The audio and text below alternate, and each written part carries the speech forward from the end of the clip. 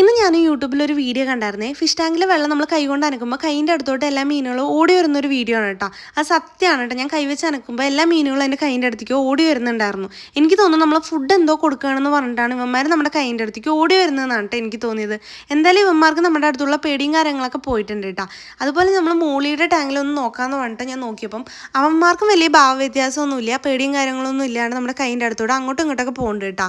ഇതിലൊരു ബ്ലാക്ക് മോളി ഉണ്ട്. അവൻ പൊതുവെ പുറത്തൊന്നും വരാറില്ല. ഒന്നുമില്ലെങ്കിൽ ആ കല്ലിൻ്റെ ഇടയിൽ, അല്ലെങ്കിൽ അതിൻ്റെ ഇലയുണ്ട് കേട്ടോ അതിൻ്റെ ഉള്ളിൽ.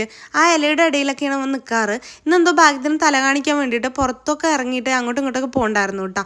അപ്പോഴാണ് എനിക്ക് തോന്നിയത് 3 ദിവസം മുമ്പ് നമ്മൾ മേടിച്ച ഫൈറ്റർ എൻ്റെ റൂമിലുണ്ട്. അവനിൽ നോക്കിയപ്പം ആദ്യം ആൾ നമ്മുടെ മൈൻഡൊന്നും കാര്യങ്ങളൊന്നും ചെയ്തിട്ടുണ്ടായിരുന്നില്ല.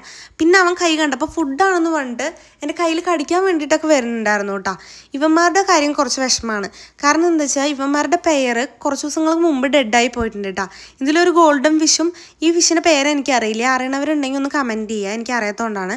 ഇനി വരുന്ന ദിവസങ്ങൾ നമ്മൾ എന്തായാലും ഇവർക്കൊരു പെയറിനെ മേടിച്ചിട്ട് കൊടുക്കുന്നതായിരിക്കും കേട്ടോ. അപ്പോൾ ഇന്നത്തെ വീഡിയോ ഇത്രയേ ഉള്ളൂ. അപ്പോൾ tata bye bye, see U.